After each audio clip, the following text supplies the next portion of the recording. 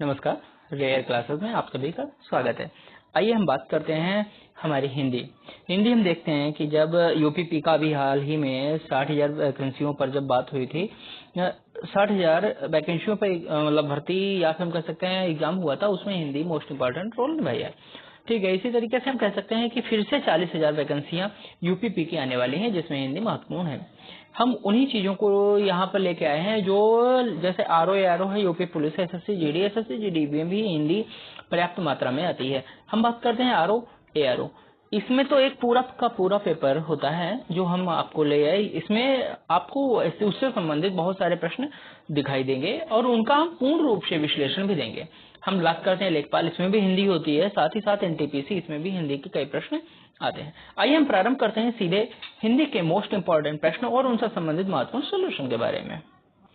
आइए हम बात करते हैं पहले प्रश्न, आष्टिक परिवार की प्रमुख भाषा क्या है। हम यहाँ पर आष्टिक परिवार की वो दूसरी बात हम कर रहे हैं कि जो प्रमुख भाषा है, मेन लैंग्वेज है, वो क्या है, प्रमुख भाषा कौन सी है।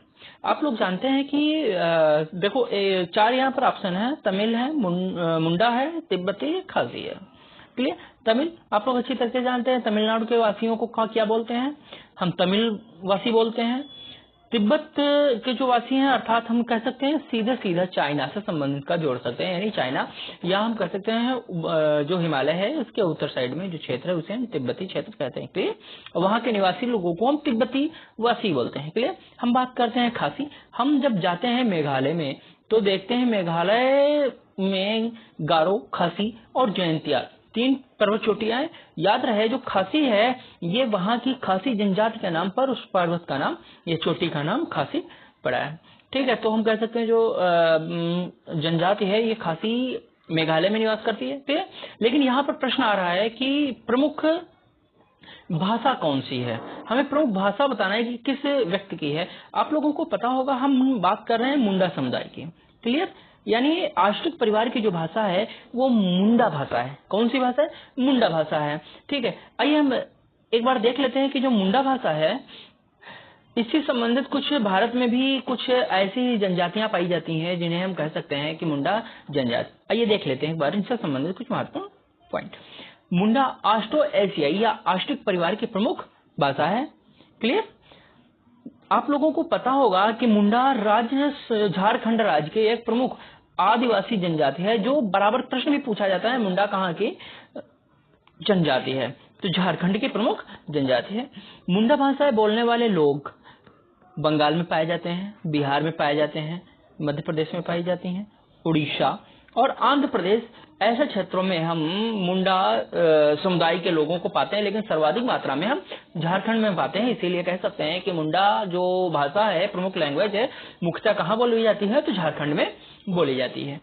अगला प्रश्न है, दिए गए विकल्पों में से द्रविड़ परिवार की भाषा कौन सी। हम यहाँ पर द्रविड़ परिवार की भाषा की बात करते हैं। आप लोगों को पता होगा कि अगर हम द्रविड़ की बात करते हैं तो हमारे देश में आर्य लोग आए थे, तो उन्हें भी हम द्रविड़वासी या द्रविड़ के नाम से भी जानते हैं।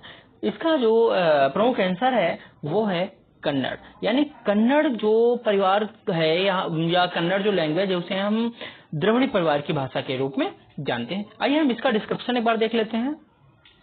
कन्नड़ द्रविड़ परिवार की भाषा है। किसकी है? द्रविड़ परिवार की भाषा। इसके अतिरिक्त अगर हम देखते हैं तो तमिल है, तेलुगु है, मलयालम, ठीक है, ये भी द्रविड़ परिवार की भाषा है। आप लोग जानते हैं कि तमिल कहाँ बोली जाती है? तमिलनाडु में बोली जाती है। तेलुगु भी तमिलनाडु में बोली जाती है। हम कह सकते हैं तमिल की एक उपभाषा क्या है?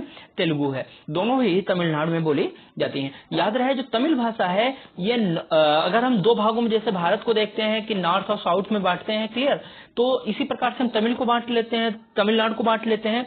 तो जो तमिल भाषा है ये नॉर्थ साइड में बोली जाती है, लेकिन अगर हम तेलुगु की बात करते हैं तो ये साउथ डायरेक्शन में बोली जाती है, यानी चेन्नई वगैरह में तेलुगु बोली जाती है। क्लियर। हम बात करते हैं मलयालम, तो ये भाषा केरल में बोली जाती है। कहाँ बोली जाती है? केरल में बोली जाती है। ठीक है, केरल आप लोगों को पता होगा, है ना। तो हम कह सकते हैं कि द्रविड़ भाषा जो है कन्नड़ के अतिरिक्त, कन्नड़ कहाँ बोली जाती है? कर्नाटक क्षेत्र में कन्नड़ बोली जाती है। याद रहे कन्नड़ कर्नाटक की प्रमुख भाषा है जो कि द्रविड़ परिवार की भाषा है। इसके अतिरिक्त तमिल, तेलुगु और मलयालम, यानी तमिलनाडु और केरल तथा कर्नाटक, ये 3 ऐसे राज्य जहाँ पर द्रविड़ भाषा बोली जाती है। हम बात करते हैं आगे। जो तमिल भाषा है, द्रविड़ भाषाओं को पहली बार दूसरी शताब्दी ईसा पूर्व में तमिल ब्राह्मी लिपि के रूप में तमिलनाडु के मदुरई और तिरुनेलवेली जिलों में गुफा की दीवारों पर अंकित किया गया था। याद रहे किस भाषा के रूप में या किस लिपि के रूप में, तमिल ब्राह्मी लिपि में प्रश्न पूछा जा सकता है। दूसरा, कहां पर ये मतलब दीवारों पर अंकित किया गया था? मदुरई। मदुरई कहां पड़ता है? तमिलनाडु में पड़ता है। क्लियर। अगर हो सकता है कभी कभी तिरुनेलवेली भी पूछा जा सकता है, लेकिन मदुरई पूछने की संभावना सबसे अधिक है। इसके पीछे एक कारण है मद्रास क्षेत्र। क्लियर। मद्रास क्षेत्र के कारण मदुरई मोस्ट इंपॉर्टेंट हो जाता है, क्योंकि मद्रास पहले एक प्रांत हुआ करता था। क्लियर। आइए हम बात करते हैं, यहाँ पर देखो दिया हुआ है भोलानाथ तिवारी के अनुसार। भोलानाथ एक हिंदी व्याकरण है, व्याकरणी व्यक्ति है, या हम कह सकते हैं व्याकरण है, जिन्होंने कहा था बिहारी, बंगाली, उड़िया और असमिया मगधी अपभ्रंश से विकसित हुई है। हम मगधी अपभ्रंश, अभी हमने देखा जो क्वेश्चन था, क्वेश्चन कह रहा था कि विकल्पों में से द्रविड़ परिवार की भाषा कौन सी है? कन्नड़ को हमने तो घोषित कर दिया कि यह तमिल परिवार की भाषा। इसके अतिरिक्त जो 3 दिए हुए हैं, क्लियर, ये जो 3 दिए हुए हैं, इन्हें हम मगधी अपभ्रंश से विकसित भाषा बोल सकते हैं। क्लियर। आइए अगला प्रश्न है। प्रश्न कह रहा है एकाक्षरी भाषा परिवार से तात्पर्य, यानी एकाक्षरी जो भाषा है ये किस परिवार से संबंध रखता है? याद रहे एकाक्षरी हम चीनी परिवार की भाषा को संबंधित मानते हैं। अब यहाँ पर आइए हम बात करते हैं चीनी परिवार का तात्पर्य क्या है। हम भारत में देखते हैं कि 52 वर्ण पाए जाते हैं, है ना, छोटा बड़ा करके। लेकिन अगर हम चाइना की बात करते हैं तो चाइना में लगभग 350 के आसपास वर्ण पाए जाते हैं। क्लियर। और उन्हीं भाषाओं को हम एकाक्षरी भाषा परिवार से जोड़ते हैं। क्लियर, याद रहेगा। ठीक है, आइए हम देखते हैं इसका एक बार। कह रहे हैं चीनी एवं तिब्बती भाषा परिवार को एकाक्षरी परिवार की भाषा कहा जाता है। मोस्ट इंपॉर्टेंट है, चीनी और तिब्बती भाषाओं को एकाक्षर परिवार की भाषा कहा जाता है। क्लियर। यह आकृतिक विशेषताओं को प्रभावित करता है, यानी हम कह सकते हैं आकृतिक का तात्पर्य होता है कि एक क्षेत्रफल के रूप में हम इसे देख सकते हैं। किस रूप में? क्षेत्रफल के रूप में हम इसे देख सकते हैं। इस परिवार की भाषाओं का मुख्य क्षेत्र 3 क्षेत्र हैं, चीन है, तिब्बत है, म्यांमार है। परंतु यहाँ पर एक बात गौर करने वाली बात है कि सबसे अधिक अगर हम बात करते हैं तो चीन है, यानी फर्स्ट नंबर है, या दूसरा नंबर पर है। और यहाँ पर गिनी चुनी संख्या में बोला जाता है, क्योंकि जब हम चीन और भारत का मैप अगर देखते हैं, इस प्रकार से मैप है कुछ। क्लियर। यहाँ पर पश्चिम बंगाल वगैरह ये है, और इसके बाद इस साइड में हम 7 सिस्टर्स देखते हैं। ठीक है, यहाँ पर क्या है? म्यांमार है, ये अरुणाचल प्रदेश है, यहाँ पर तिब्बत है, तिब्बत, और ये चीन है। ठीक है, और ये म्यांमार है। तो ये जो क्षेत्र है, यहाँ पर कुछ म्यांमार के वासी पाए जाते हैं जो कि एकाक्षरी भाषा को बोलते हैं, क्योंकि इनका संबंध चीन और तिब्बत दोनों से है। क्लियर। आइए हम बात करते हैं भूटान एवं भारत के उत्तर पूर्वी क्षेत्र में भी इस परिवार के बोलने वाले हैं। हम भूटान क्यों बोलते हैं, या भारत के उत्तर पूर्वी क्षेत्र का बारे में क्या बात करना चाह रहे हैं, क्या कहा जा रहा है? हम वही चीज है अरुणाचल प्रदेश के बारे में बात कर। ठीक है, जैसा भी हमने म्यांमार के बारे में बताया। ठीक, जो तिब्बत और चीन के मध्य क्षेत्र या उनके पास पाए जाते हैं, उन्हें हम ऐसे क्षेत्रों में इन भाषाओं होता है। ये देखो, इसे क्षेत्रों को हम संक्रमित क्षेत्र बोलते हैं। क्या बोलते हैं? संक्रमित क्षेत्र बोलते हैं। संक्रमित का तात्पर्य किसी बीमारी से नहीं, यहाँ पर भाषा के संक्रमण के बारे में बात कर रहे हैं, यानी कि लोगों के बारे में जो चीन, तिब्बत और भारत, म्यांमार इन सभी में संबंध रखते हैं, यानी कह सकते हैं इनके बॉर्डर पर रहते हैं। ऐसे लोग जो है एकाक्षर भाषा बोलते हैं। क्लियर। आइए अगला प्रश्न है कन्नड़ का संबंध किस भाषा परिवार से है? अभी हमने आपको बताया था कि जो है आष्टिक भाषा वगैरह किससे संबंधित है, तो आर्य से संबंधित है, या सॉरी द्रविड़ों से संबंधित है। द्रविड़ों को ही हम आर्य लोग बोल सकते हैं। ठीक है, आइए हम बात करते हैं। तब हमने क्या बताया था? द्रविड़ परिवार की भाषा किससे संबंधित है? कन्नड़ भाषा से संबंधित है, जो कि हमने अभी आपने देखा था उसका विश्लेषण। आइए एक बार देख लेते हैं। यहाँ पर कह रहा है कि कन्नड़ का संबंध द्रविड़ भाषा परिवार से है। द्रविड़ भाषा परिवार से संबंधित अन्य भाषाएं तमिल, तेलुगु और मलयालम है। ठीक है, इसके अतिरिक्त हम बात करते हैं कर्नाटक भाषा। कन्नड़ भाषा कर्नाटक राज्य की भाषा है, जो हमने अभी आपको इससे पहले के जो पहला प्रश्न था उसमें आपको इससे संबंधित बताया था, या फिर हम कह सकते हैं इसमें विश्लेषण किया था। अगला प्रश्न है, प्रश्न कह रहा है निम्नलिखित भाषाओं को उनके विकास क्रम में व्यवस्थित कीजिए, यानी हमको विकास क्रम में इनको व्यवस्थित करना है। यहाँ पर दिया हुआ है प्राचीन संस्कृत, सौर सैनी, लौकिक संस्कृत या पश्चिमी हिंदी। आपको इनको क्रम में मतलब व्यवस्थित करना है कि किस क्रम में कौन सा है। इसका उत्तर आप लोग एक बार देख लीजिए। इसका उत्तर है ए। क्लियर, इसका उत्तर ए है, यानी हम इसको बात कर सकते हैं। यानी पहला ये है, ये दूसरा नंबर पे आता है, ये तीसरा है और ये चौथा नंबर पर आता है। यानी प्राचीन संस्कृत, फिर लौकिक संस्कृत। लौकिक अलौकिक देखो दो शक्तियां होती हैं, ठीक है। लौकिक का तात्पर्य हो गया जो भौतिक रूप से होती है, यानी जो पृथ्वी पर होती है, जिनको हम देख सकते हैं, सुन सकते हैं, समझ सकते हैं।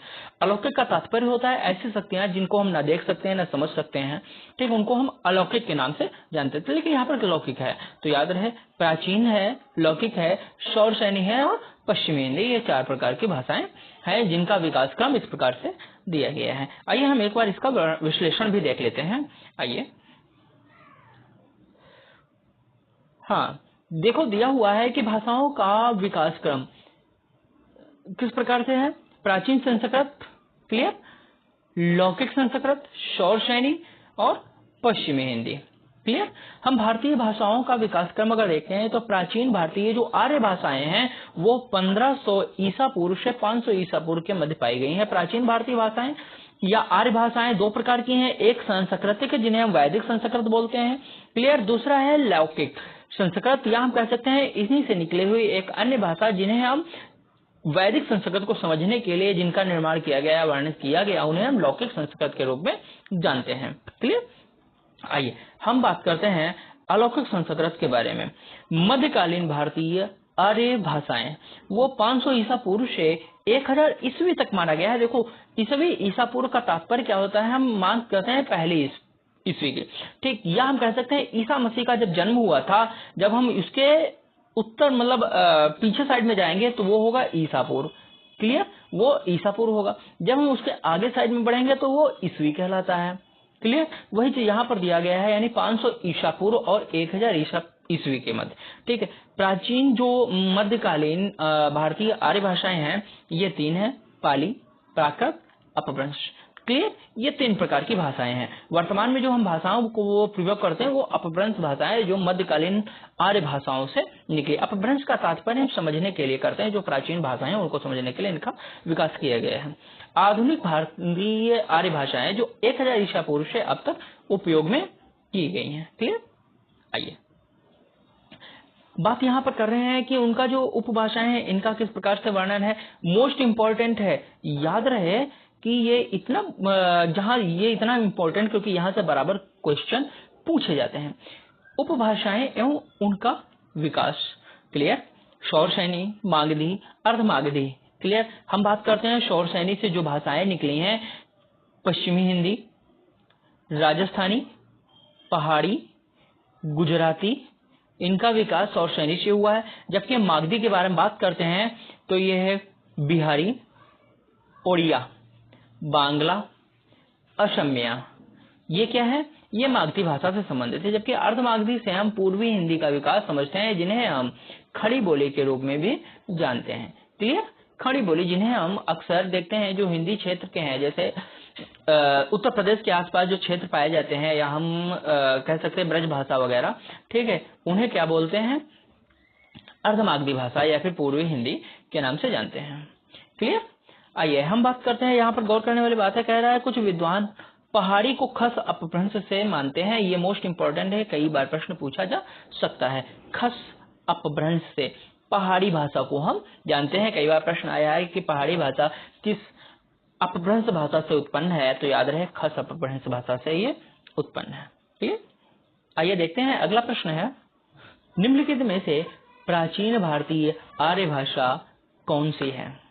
कह रहा है प्राचीन भारतीय आर्य भाषा कौन सी है। हमने अभी आपको बताया था कि वैदिक संस्कृत जिसे हम 1500 ईसा पूर्व के आसपास हम देख सकते हैं कि इसका उपयोग 1500 ईसा पूर्व से 500 ईसा पूर्व के मध्य इसकी मतलब इसका मतलब आविष्कार या हम कह सकते हैं इसका वर्णन किया गया है या इस समय ये उपयोग किया जाती थी। ठीक है, तो इसका आंसर क्या है? वैदिक संस्कृत इसका प्रमुख उत्तर है। आइए हम बात करते हैं। देखो यहाँ पर दिया हुआ है ऋग्वेद में भारतीय आर्य भाषाओं का प्राचीनतम रूप वैदिक संस्कृत से प्राप्त होता है। इस भाषा को आर्य भाषा या देव भाषा भी कहा जाता है। मोस्ट इंपॉर्टेंट है याद रखना कि वैदिक संस्कृत को हम आर्य भाषा या देव भाषा के रूप में भी जाना जाता है। क्यों? इसके पीछे एक प्रमुख कारण है कि जब हम देखते हैं इसके समयावधि को देखते हैं तो 1500 ईसा पूर्व से 500 ईसा पूर्व के मध्य पाया जाता है। क्लियर? अब यहाँ पर गौर करना है कि इस समय माना जाता है कि जो लोग थे वो ऋषि या संत लोग यहाँ पर उपस्थित थे। क्लियर? यहाँ पर आर्य भाषा या देव भाषा के रूप में ही, क्योंकि किसी ने भी देखा नहीं है, ये किंवदंतियां हैं जो धीरे धीरे आगे चले और जब लोगों ने लिखना पढ़ना प्रारंभ किया तो उन्होंने इन्हें मतलब ग्रंथों के रूप में एकत्रित करना प्रारंभ कर दिया था। इसीलिए इन्हें हम आर्य भाषा या देव भाषा के रूप में जानते हैं। क्लियर? आइए अगला प्रश्न है कौन सी भाषा या कौन सी प्राचीन भाषा? नहीं, यहाँ पे प्राचीन भाषा के बारे में बात की जा रही है। हमने अभी भी पीछे प्रश्नों में देखा है अपभ्रंश, प्राकृत और संस्कृत भाषाओं को हम प्राचीन भाषा के रूप में देखते हैं। जबकि पंजाबी, यहाँ पर शब्द आ गया है पंजाबी, तो पंजाबी जो है ये अपभ्रंश भाषा नहीं है, या हम कह सकते हैं जो पंजाबी है ये प्राचीन भाषा नहीं है। क्लियर? आइए अगला इसको एक बार हम वर्णन देख लेते हैं कि ये किस प्रकार से है। यहाँ पर कह रहा है कि पंजाबी भाषा प्राचीन भाषा नहीं है, ये पहली बात है। क्लियर? ये प्राचीन भाषा नहीं है। संस्कृत, पाली, प्राकृत, अपभ्रंश भाषाएं आज इन्हें हम प्राचीन भाषाओं के रूप में जानते हैं। पंजाबी भाषा का विकास पैसाची अपभ्रंश से हुआ है। मोस्ट इंपॉर्टेंट है याद रखना, बराबर पूछा जाता है कि पैसाची अपभ्रंश भाषा में किस भाषा का विकास हुआ है, तो पंजाबी भाषा का विकास हुआ है। क्लियर? या कई बार प्रश्न आया है कि पंजाबी भाषा का विकास किस अपभ्रंश से हुआ है, तो याद रहे पैसाची अपभ्रंश से हुआ है। क्लियर? आइए गुरुमुखी इसकी लिपि है। गुरुमुखी जो भाषा है ये पंजाबी की लिपि है। गुरुमुखी का हम तात्पर्य लगा सकते हैं कि जो गुरु हैं, गुरु कह सकते हैं कि गुरु गोविंद सिंह। कौन? गोविंद सिंह। ठीक, जब हम इतिहास में पढ़ते हैं तो देखते हैं कि गुरुमुखी लिपि का विकास गुरु गोविंद सिंह से माना जाता है, सॉरी गुरु नानक से माना जाता है, गुरु नानक से माना जाता है। और गुरु गोविंद ने क्या किया था, उन सभी को कलेक्ट करके व्यवस्थित किया था। तो याद रहे गुरुमुखी भाषा जो या लिपि है इसका प्रमुख जो माना जाता है गुरु नानक को माना जाता है, लेकिन संकलन करता जो है गुरु गोविंद सिंह को माना जाता है। क्लियर? आइए हम बात करते हैं माझी, डोगरी, दोआबी, राठी, शाहपरी, पोथोवरी आदि इसकी प्रमुख बोलियां हैं। किसकी? प्राचीन भाषा की या गुरुमुखी लिपि की प्रमुख भाषाएं हैं, वो हैं डोगरी, दोआबी, माझी, राठी, शाहपरी और पोथोवरी। क्लियर? आइए अगला प्रश्न है भारतवर्ष की आदिम भाषा कौन सी है? यहाँ पर बात की जा रही है कि भारतवर्ष की आदिम भाषा, आदिम भाषा का तात्पर्य होता है प्राचीन से भी प्राचीन जो भाषाएं हैं वो कौन सी हैं। तो आप लोगों को अभी मैंने क्या बताया था, अभी जो प्रश्न पहले हम प्रश्न देखे थे तो उसमें इन भाषाओं का हमने वर्णन किया था। क्लियर? तो दो भाषाएं ऐसी हैं जिन्हें हम आदिम भाषाओं के रूप में जानते हैं, एक वैदिक संस्कृत, दूसरा लौकिक संस्कृत। क्लियर? अब इनमें भी अगर हम देखते हैं कि जो वैदिक संस्कृत है इसका समय 1500 ईसा पूर्व से प्रारंभ होता है। क्लियर? 1500 ईसा पूर्व से प्रारंभ होता है और इसी से निकले यह भाषा लौकिक संस्कृत। अब यहाँ गौर करने वाली बात है, मैंने कहा इन दोनों को ए और बी, चूंकि लौकिक संस्कृत वैदिक संस्कृत से निकले, यानी कि लौकिक संस्कृत क्या है, प्राचीन है। तो आदिम भाषा यानी प्राचीन से भी प्राचीन भाषा कौन सी है? वैदिक संस्कृत भाषा भारतवर्ष की आदिम भाषा या प्राचीन से भी प्राचीन भाषा मानी जाती है। क्लियर? आइए एक बार हम इसका विश्लेषण भी देख लेते हैं। यहाँ पर दिया हुआ है भारतवर्ष की आदिम वैदिक संस्कृत है, आदिम भाषा जो है वैदिक संस्कृत है, जिसमें हमारे वेद निविद है। निविद का तात्पर्य जिन पर हमारे वेदों को लिखा गया है। क्लियर? संप्रति इसकी लिपि देवनागरी है। अगर हम इसकी लिपि के बारे में बात करते हैं, देवनागरी है। हम कई बार प्रश्न आया है हमारे वेदों को किस लिपि में लिखा गया है, तो वेदों को देवनागरी लिपि में लिखी गई है। क्लियर। हम भारत की प्रमुख भाषाओं के बारे में बात करते हैं, जैसे वैदिक संस्कृत, लौकिक संस्कृत, पाली, प्राकृत, अपभ्रंश। क्लियर। ये भारत की प्रमुख भाषाएं हैं और ये सभी आधुनिक भारत की आर्य भाषाएं मानी जाती हैं। क्लियर। आइए हम देखते हैं थोड़ा सा। कहा गया है कि अगला प्रश्न है, विकास की दृष्टि से प्राकृत की पूर्वकालिक अवस्था का नाम क्या है। अब यहाँ पर गौर करने वाली बात है, विकास की दृष्टि से बात की जा रही है। क्लियर। विकास की दृष्टि से बात की जा रही है। अब जहां पर आ जाए कि विकास की दृष्टि से, ठीक है, और फिर कह रहा है प्राकृत की पूर्वकालीन, यानी प्राकृत भाषा आने से पहले की जो भाषा है वो कौन सी है, वो है पाली। क्लियर। महात्मा बुद्ध आपको याद होगा, अगर आप लोगों ने पढ़ा होगा सही से, तो महात्मा बुद्ध की मैक्सिमम जो ग्रंथ वगैरह लिखे गए हैं वो पाली भाषा में लिखे गए हैं। क्लियर। आइए हम एक बार इनका विस्तृत देख लेते हैं, विस्तार पूर्वक देख लेते हैं, गौर करें। कह रहा है कि विकास की दृष्टि से प्राकृत की पूर्वकालिक अवस्था का नाम पाली है। क्या है, पाली है। क्लियर।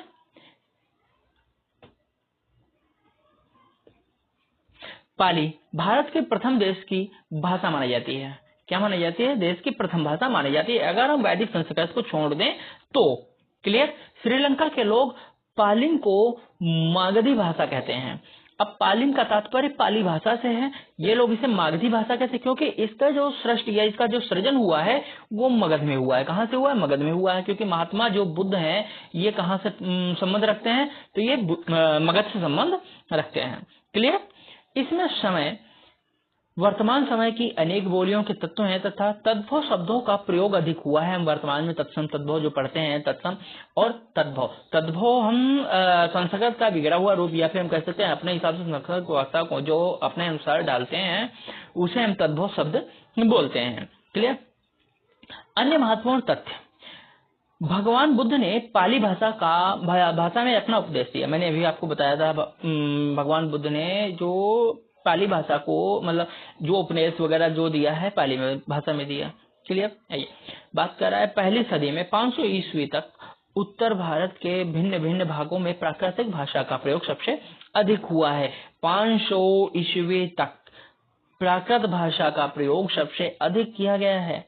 क्लियर। लेकिन अगर हम बात करते हैं कि पाली की, तो जो पाली है ये इससे पुरानी है, तो हम प्राचीनतम भाषा हम इसे ही बोल सकते हैं, क्योंकि महात्मा बुद्ध ने इसका प्रयोग सबसे अधिक किया है। क्लियर। आचार्य हेमचंद्र ने पाली भाषा को संस्कृत से निकली हुई भाषा मानी है, क्योंकि इसके जो कुछ लक्षण हैं वो संस्कृत से युक्त प्रतीत होते हैं, या हम कह सकते हैं कि जो भाषाएं हैं वो संस्कृत स्वरूप दिखाई देती हैं। क्लियर। या हम कह सकते हैं, प्रश्न देखो कई बार पूछा गया है कि आचार्य हेमचंद्र ने किस भाषा को संस्कृत से निकली हुई माना है, तो पाली भाषा को संस्कृत से माना गया है। दूसरा, पाली भाषा को किस भाषा से निकली हुई माना गया है, तो संस्कृत से माना गया। क्यों, क्योंकि सबसे प्राचीनतम भाषा संस्कृत है, जिसे हम वैदिक संस्कृत के नाम से जानते हैं। क्लियर। जितनी भी भाषाएं, मैक्सिमम भाषाएं होती हैं, तो हम उनको संस्कृत से ही निकली हुई मान सकते हैं। क्लियर। अपभ्रंश भी किससे निकली है, संस्कृत से निकली मानी जाती है। क्लियर। आइए अगला प्रश्न है, प्रश्न कह रहा है इनमें से कौन सी भाषा संस्कृत भाषा की अपभ्रंश भाषा के रूप में जाना जाता है। क्लियर। हमने अभी आपको बताया है संस्कृत से निकली हुई भाषा को अपभ्रंश भाषा बोलते हैं। ठीक है। तो इनमें ब्रज भाषा, पाली भाषा, खड़ी बोली और प्राकृत, इन भाषाओं को वर्णन किया गया है। तो सबसे पहले किसका प्रयोग किया गया था, पाली भाषा का प्रयोग किया गया, इसलिए हम सबसे पहले पाली भाषा को संस्कृत भाषा की अपभ्रंश भाषा मान सकते हैं। आइए देखते हैं एक बार इनका विस्तार देख लेते हैं।